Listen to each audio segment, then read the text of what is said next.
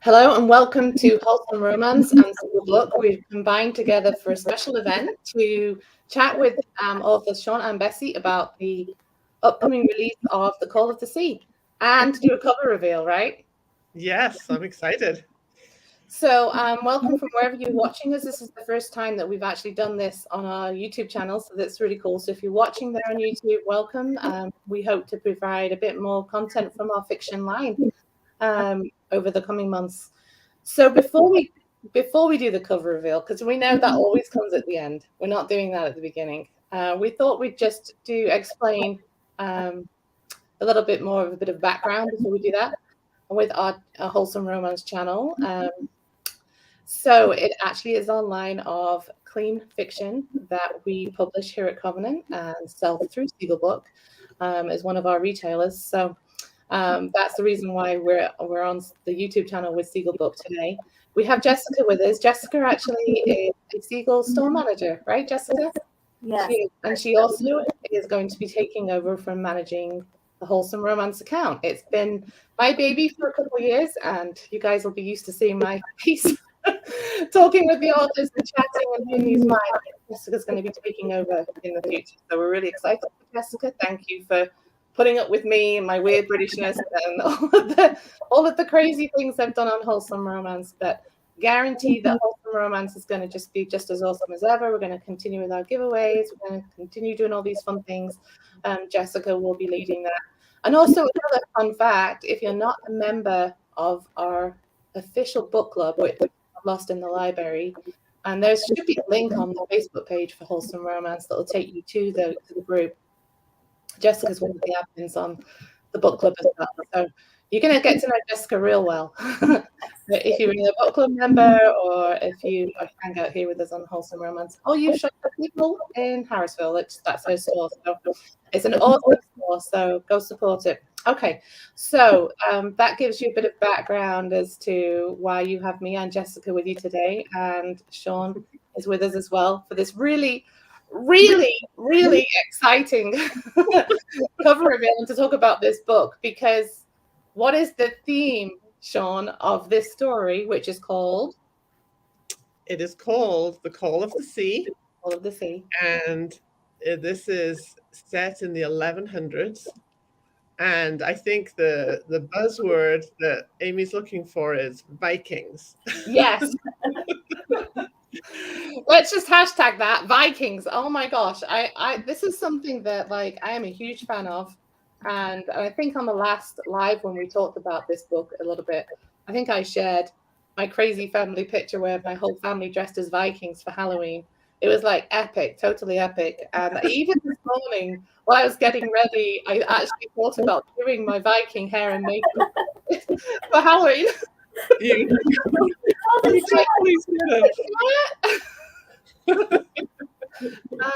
still long. It's still the same.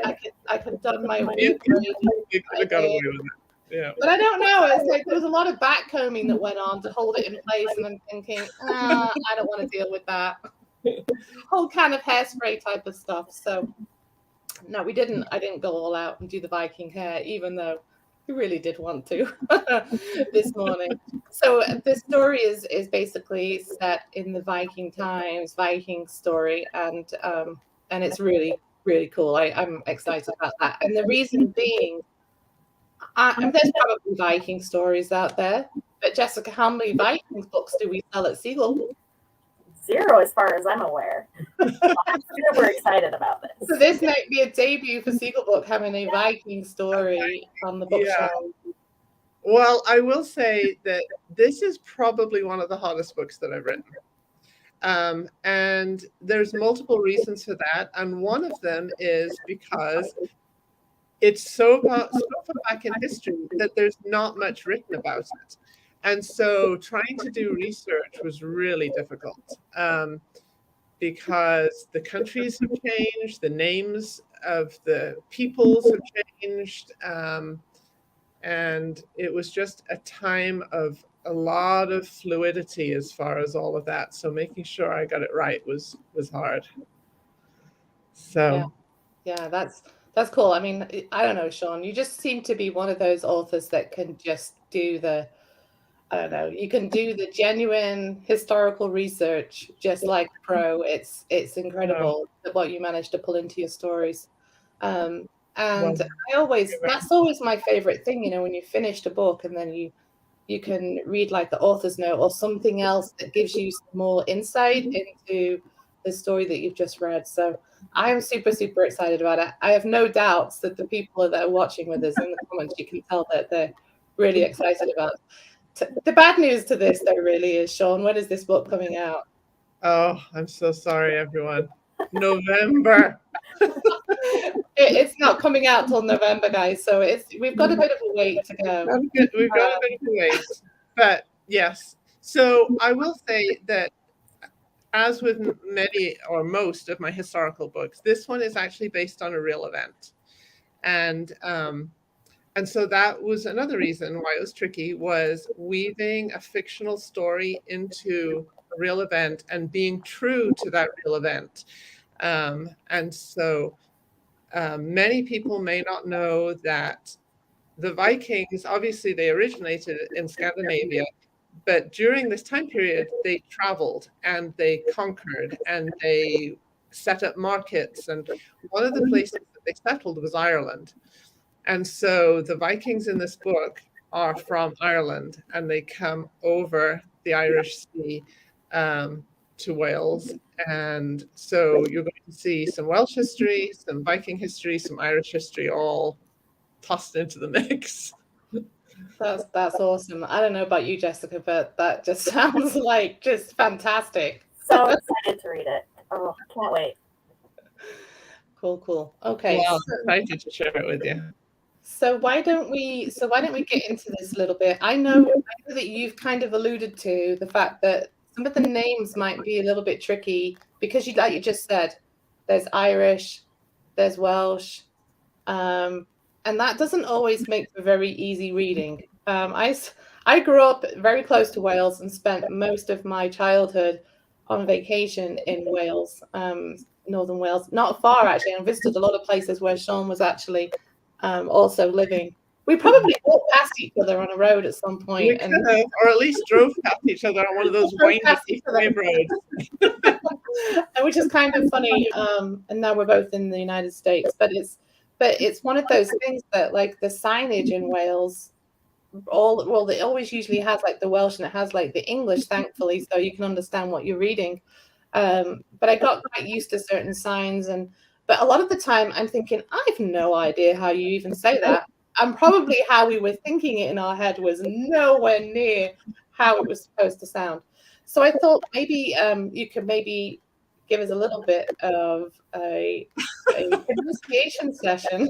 A pronunciation session? Some of maybe the more popular names that we're going to see in the story to help us figure out how to say them correctly. Okay, well, one of the pluses to Welsh is that it's a phonetic language. One of the minuses for someone who's not Welsh is that the alphabet is a little bit different. So a Y is considered a vowel. So you basically have 6 vowels instead of 5. And then there's a few letters that to an English person or English reader, it looks like 2 letters, but in Welsh it's 1. So like a double L is a sound, and a CH is a, and a double D is a and a double F is an F sound, and a single F is a V sound. So you have to kind of learn what each of these letters, the sounds make. And the other thing that was hard with this particular book was because I was basing it on history and real people, I had to use their names in order for it to be true to the history. And they are very, very old Welsh names. They're not even very common in Wales anymore. And so I have a few Scandinavian names for the Vikings that were authentic to that time. And then the Welsh names are. So at the time that this book was written, the king in that area, it wasn't even known as Wales, it was known as Gwynedd, was Owen Gwynedd. And he had a daughter called Sian. So that has that double L sound in it, Sian. The heroine in this book is Rhiannon, and then some of the other Welsh names. I'm trying to think. Owain Gwyneth's son is Hywel, and then his cousin is Cadogan, and I'm trying to think. And then there's another prince, a prince of Deheubarth. I'm sorry, you guys, this is going to be. And his name was Anaraud. And then the Viking chief, his name was Ottar, and he had a son called Bjorn and Leif. So anyway, it's a lot of Welsh names, a lot of Welsh place names. And some of you know that when Covenant publishes these books, they do an audio too. And as I was getting the audio guide ready for this, I thought, oh my word, they're going to kill me. They're just So I did the write-up we normally do, and then I thought I've got to do more than this. So I actually did an audio guide. I spoke it, and so I read every single name and place name and sent it to the person who does our audio guides. So hopefully he'll forgive me because I did that. That's awesome. I had a, I'm the queen of crazy thoughts. And while you were talking, I actually had a crazy thought of something that I think maybe we need to probably do when we publish the final copy of this book. So remind me afterwards, and I'll make sure I email the right people, because I've got an idea of something that we need to do. That's really cool, Sean, though, that you've given us those kind of how to pronounce those names, because I think for the most of us, we're going to look at some of these things and be like, like it's the character whose name starts with C and the character whose name starts with A. There's a lot of those book memes when there's like a character's name and you're just like, just blah blah blah blah. I don't know how to say that. That's what goes through your head, right? Every time you see it. And we don't want that to happen, because we don't want to distract from this awesome story that I haven't read it yet, but I know it's going to be awesome because you wrote it. And so this book, so excited. We actually do, even though there was a question somebody asked, November, like question mark. I know. There is a reason why we do these early. We do this in order to generate book reviews and things on a national level. Books need to be submitted actually very early, and so that a lot earlier than you would think. And so that is why we release the covers and put them up for pre-order and have books ready way in advance. It's really frustrating, I know, because you've got to wait a long time until release, but there is a reason for that, and often is that it's just on a national scale. They need those publications. They demand actually that they get them very early, and so that's one of the reasons why it's going to take so long. But like somebody else also said, just in time for Christmas. That's right.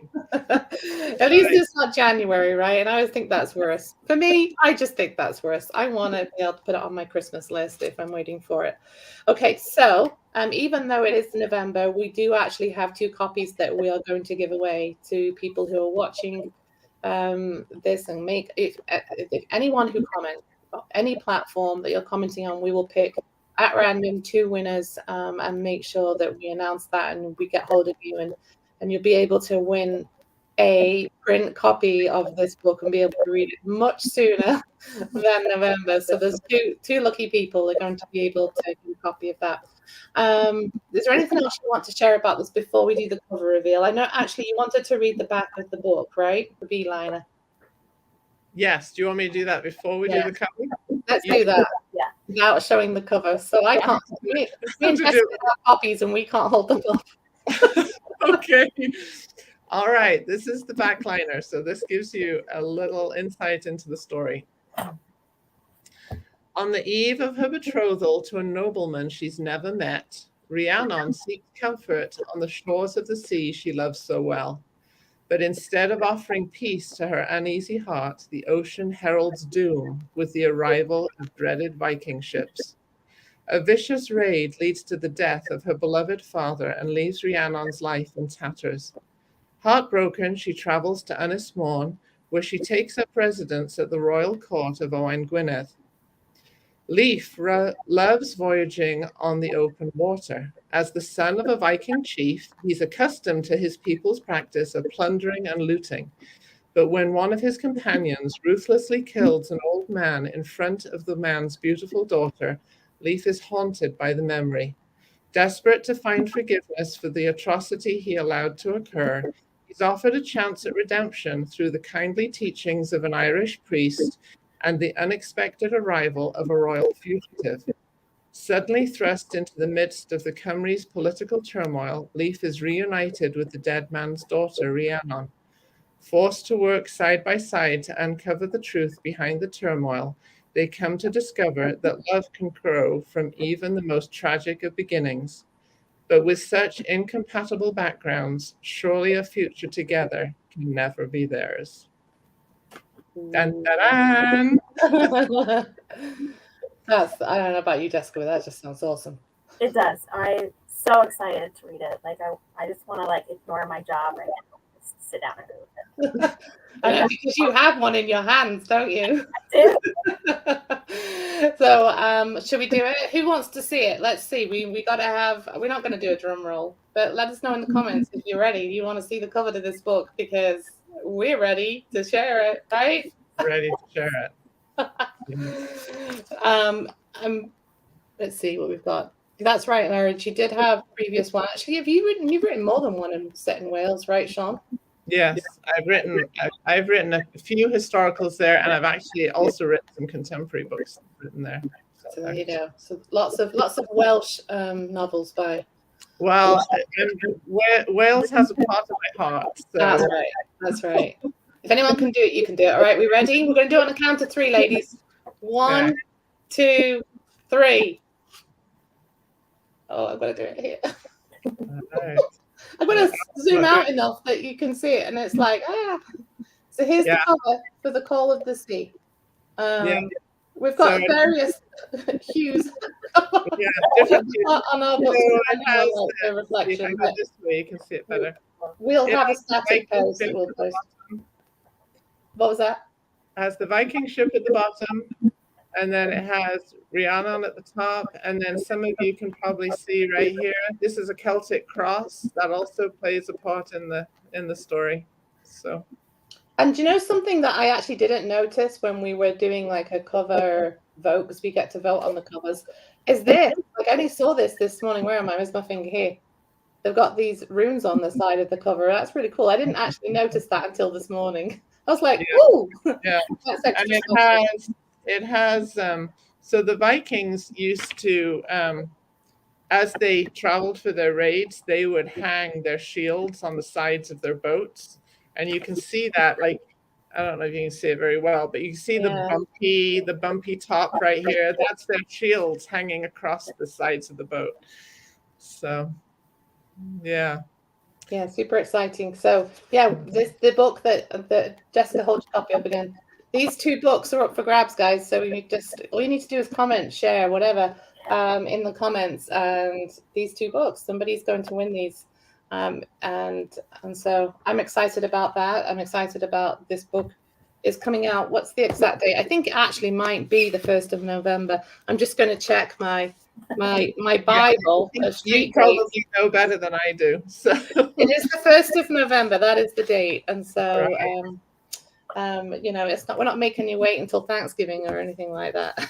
This one, yeah. But you can go buy it on Black Friday if that's part of your shopping.